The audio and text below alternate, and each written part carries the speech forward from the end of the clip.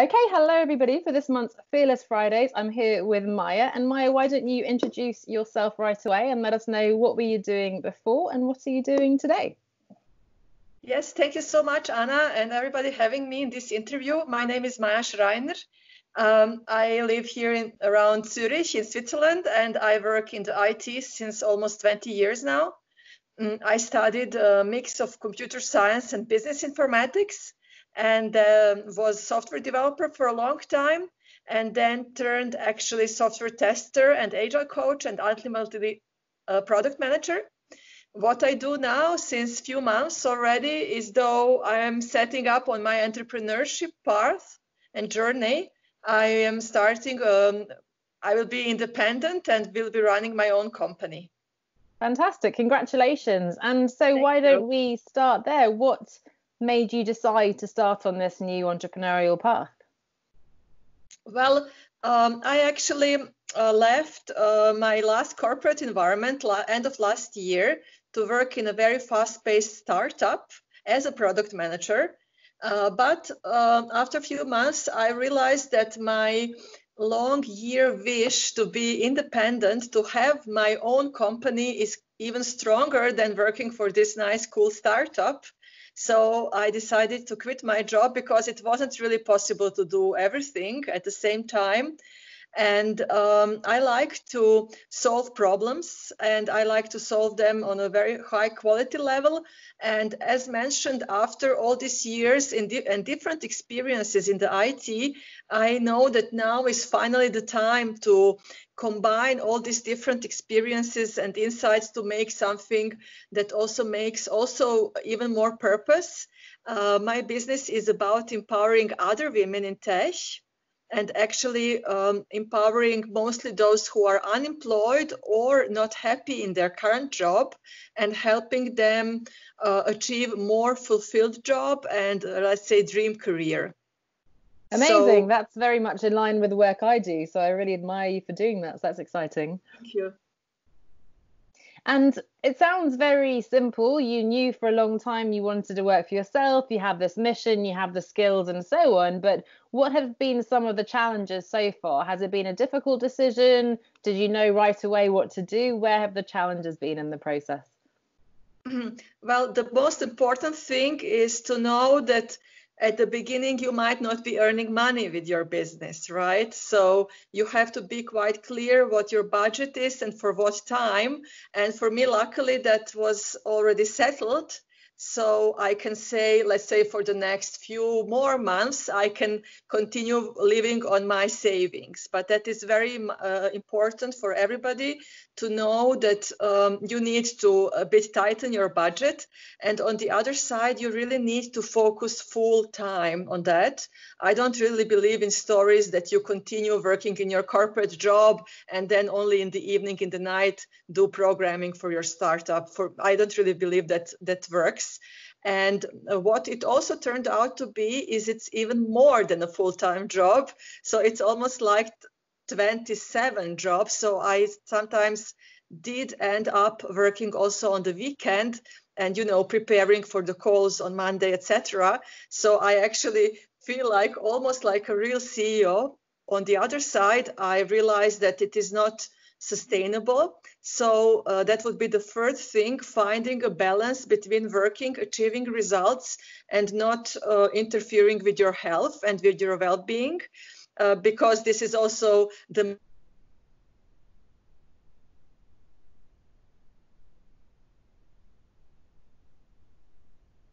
Oh, Maja, I lost you there. Sorry, I lost you just for a moment. Yes, so you're saying health and well-being. Yes. And then there is all other typical stuff in a startup.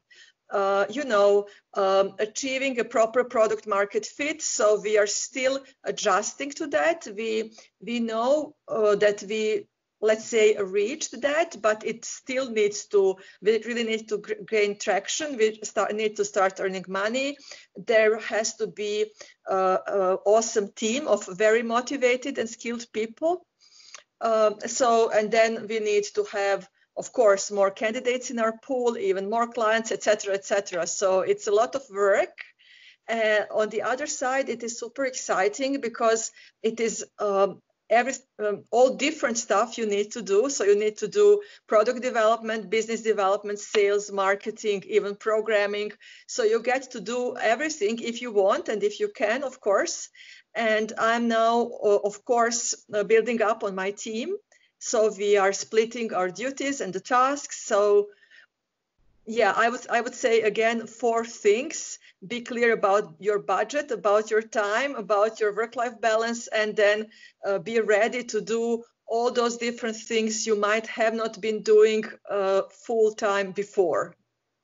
And that's great that you're building a team. Did you know from the beginning that you wanted to build a big business and a team, or was that something that you've realized with time now is necessary? Rather the second, yes. First, I actually started with a very small idea with coaching other candidates and helping them get a job. But since actually most of my clients on the candidate side are actually working part-time, and they already have problems achieving a fulfilled and relevant career while working part-time. And by part-time, I mean not necessarily 80 or 90%, but maybe 50, 60, 70% a week. That is much less than full-time. So then I actually started exploring more on a model I know about from before, that is job sharing. And then I realized I need to match them to a job. So I need the companies as well, of course. And then actually I became a student at the startup incubator school, where the first thing they taught us was that we need to build scalable business and that we need to build a business that runs from itself, right? So that can be even bootstrapped, of course. So little by little, idea after idea, I iterated a lot. And also from the very first beginning, it was clear to me that I will be having colleagues because, for example, for marketing and sales, these are not the things I was doing before a lot. So it was clear from the beginning I will need experts. But still, it wasn't clear that it will be on this scale. But on the other side, it is really super exciting. And as you see, I'm really happy and very passionate about this business. Yes, and that's great. As you say, it's scalable and it's something that you can build into something bigger and actually have a bigger impact than you planned. It's an interesting point as well that you made. It's always the eternal debate. Do we quit our job and so we can have the full time, as you said, to do the business, or do we stay in the business and try to do it alongside? I do know people who manage, at least in the short term, at least, as you say, the product market fit research and trying to build a bit of an audience. But there is a point at which we have to go all in. And it's great that you've been able to do that. So where would you say you got the support? How did you know what to do when you were starting up? You mentioned a few ideas there, but how did you get the support you needed to get to where you are today? Yes, so actually this whole idea is what I did start last year already in my free time. And at that point, I remember last summer, while I was in the corporation, I asked my boss at that time to reduce my workload to be able to start working on my business. But then he said yes, because, he said no, because he knew how passionate I am about this other business as well. And he was afraid that I won't be able to do both. So, and that happens actually to a lot of other women I know, that they get this no. But if I may say, since this is public interview for all other bosses in the corporates, please do allow your ladies and your employees to do projects on side, because you never know how huge these projects will get and what kind of impact they might even have on your enterprise. I mean, positive impact. Tina, can I just stop you there? Because I think that's such an important point. And I think it's very ironic to stop you from working on it because he worried that you'd be too passionate, because of course what happened, you left the job entirely to work on your passion, right? And actually I agree with you, it can really help you. It reinvigorates your energy in the existing job in terms of building the profile of the company and so on, and you're bringing new skills. So I think that's such a shame, and hopefully, thanks for calling that out, more and more employers are waking up to the fact that this is something they should be encouraging, of course within the frame of still delivering on expectations within your work hours. But that's a really important point. So thank you for raising that. Yes, I'm happy you agree. And again, I was never a fan of, those departments in the large corporation that were called like innovation department or digital business unit. I mean, I would say, what about other departments, right? Shouldn't other departments be innovative as well? Yes, and then again, regarding your question about the help, so I'm lucky enough that I already have a nice network, mostly in Switzerland and Germany, but then also just a bit abroad. So I did reach out totally to my network. I first reached out to my very closest friends and colleagues from colleagues. And then I started reaching out to people who I don't even know. At some point, you see now I have an interview with you. So this is really awesome. And I'm also very grateful to have received a lot of support, a lot of moral support and encouragement for what I do. Almost everybody, like females or males, told me how nice my idea is and that they really believe in the idea. And again, quitting my job in the wake of the COVID, actually, I did that exactly to earn this time, to use this time when everybody is a bit, disencouraged or even afraid of the future, to actually use this opportunity and this time to really focus on this work. So again, being connected in real communities, for example, women in AI global community, or some other women in tech communities or other agile communities like world communities, not only females, really helped me gain more traction, gain more interest, and I am getting all different coachings, mentorings, most of them for free, luckily. And then again, I applied for this startup incubator. It is called Founder Institute. It is actually the world's largest pre-seed startup incubator, where you really start with only an idea and validate an idea. They do have a growth track for the startups. They already exist, but I was in the beginners track. And I will be finishing in a few weeks' time in Zurich cohort. And that really gave me a real structure to really, you really need to do maximum of your maximum and do the homework and do your work together with your working group. So I would say, as you maybe also know about Y Combinator, but I would say Y Combinator and the Founder Institute are really the best accelerators that you may choose today. Great. So I love how you started with your immediate network and then have expanded, and then also that you recognize that you need help taking the idea to execution. And you've mentioned a couple of great incubators there. So I know you said you're really happy about the work you do now. So what's the best thing about your new way of doing business and your new lifestyle? Well, for me, it's the best contact with the candidates. Just this morning, one of my candidates was emailing me that she got invited to the first interview with this company, where I actually created a contact for her. So we actually today you shouldn't really just apply for the website, but you should first get informed about the company and about the department. So this is what we did, and had a very short emails back and forth before she applied last week. So in a 2 days time, since last Thursday, I would say, she already got invited to the first video interview. And then she was calling me, and then I already gave her a few more tips. So I would say this constant iterations and working with my candidates, really coaching them how to give their best and how to excel in an interview and to get a job, and later when they have a job, that really is super fun for me.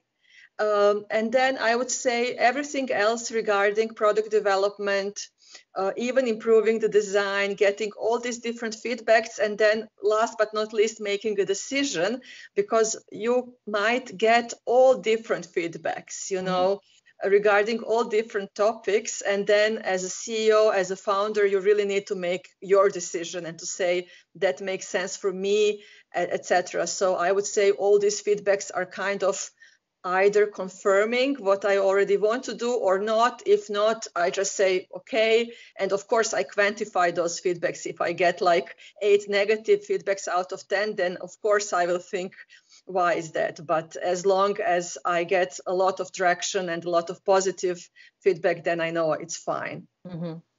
And out of curiosity, obviously you've left your job, and as you said, you had some savings and so on. Do you have a plan for when you need to have replaced your income entirely? What sort of the time frame, I guess, for really having the business up and running fully? Yes, thank you for this question. That is completely correct. We, of course, one of the first thing was to create a business and a finance plan. And actually, we should be starting earning money already now, because I say we means I have two potential co-founder. It's not quite official so far. We are at the moment in the probation period, working with each other together. And I will be also employing developers, designers, etc. So I will be needed to start earning money through one or the other revenue model as soon as possible. If not, then the other options are to apply for some grants. And then later, as soon as we have a bit of revenue and more traction, then, for example, next year, we might be thinking about applying for some venture capitalist investors. But that is some future story. Great. Yeah. Okay, that's exciting. And you've already shared quite a bit of advice, I'd say, but if you could give one piece of advice to somebody else who maybe like you has always wanted to work for themselves, they have this strong mission they want to follow, what advice would you give? You really need to be honest with yourself to know if you're really going to do that. If you start thinking, oh, shall I do that? But what if? Then you should probably think again. And if those kind of what if continues, then you should probably not do that if you are not courageous and secure enough. So you really need to self-assurance and self-awareness, and a lot of courage. And of course, you need environment. For example, if you have a husband or a partner or boyfriend, girlfriend, whatever, family, even kids, of course, everything needs to be agreed upon. Everything, for example, I have a family and two school kids, so I might be spending just a bit of less time with them at this moment, but that was discussed prior to this begin. And again, courage and self-awareness combined with your closest environment. Great, I love that. And of course, there will always be some what ifs, and we always worry, there's no right moment to take the leap. But as you said, if you still have those big doubts, I think there's a lot of work that needs to be done there. And absolutely, I hear again and again, having a supportive partner, having, of course, agreed that with older children, perhaps, and knowing what is the worst case scenario, I guess, and agreeing that. So, and that's really good advice there. Where can we find out more about you? Where online can we read more about your business? Yes, it is a sharing tribe for Point Tech. I suppose you will also be putting a correct URL and my email address. Yes, absolutely. Yeah. My Twitter handle in together with this interview text. So thank you so much, Anna.